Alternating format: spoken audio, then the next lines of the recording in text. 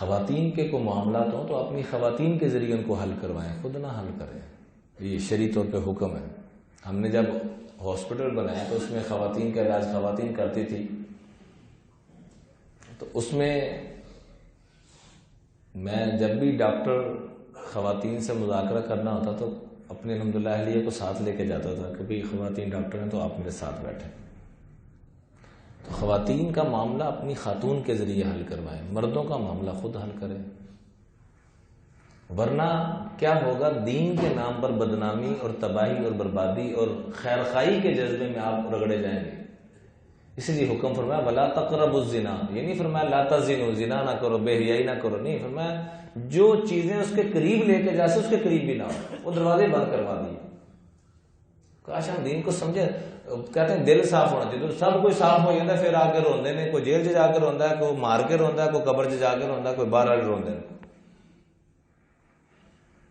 ازواج مطہرات جو ہماری میری آپ کی کیا ہیں، ان سے بڑھ کے بھی کسی کا پاکیزہ دل ہو سکتا ہے اللہ، اور صحابہ سے بڑھ کے مردوں میں کسی کا پاکیزہ دل ہو سکتا ہے. اللہ کہہ رہے ہیں اے میرے محبوب کے ساتھیوں، جب تم نے ماؤں سے، سگی ماؤں والا رتبہ ہے کہ حضور صلی اللہ علیہ وسلم جس بیوی کو طلاق دے دیں یا آپ صلی اللہ علیہ وسلم جیسے پردہ فرما، دونوں صورتوں میں حضور کی بیوی کے ساتھ پوری امت میں سے کوئی شخص نکاح، جیسے سگی ماں سے نکاح انسان نہیں کر سکتا، ایسے ان کا رتبہ بھی. اس کے باوجود کیا فرمایا کہ ان سے بھی کچھ پوچھنا ہو تو پردے کی آڑ میں آ کے پوچھنا. وَإِذَا سَأَلْتُمُوهُنَّ مَتَاعًا فَاسْأَلُوهُنَّ مِنْ وَرَاءِ حِجَابٍ ذَلِكُمْ أَطْهَرُ لِقُلُوبِكُمْ وَقُلُوبِهِمْ.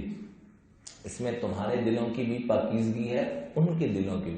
وہ تو سارے پاک تھے، مجھے آپ کو سمجھایا جائے. ایسے سامنے بٹھا کے کہنے دل صاف ہونا چاہیے، ایسے کی کہنے ہیں، بولو تو صحیح، نہیں بولنا. یہ صاف ہونا چاہیے ڈاکٹر صاحب، دل صاف ہونا چاہیے، رگڑی جاؤ سارا کچھ.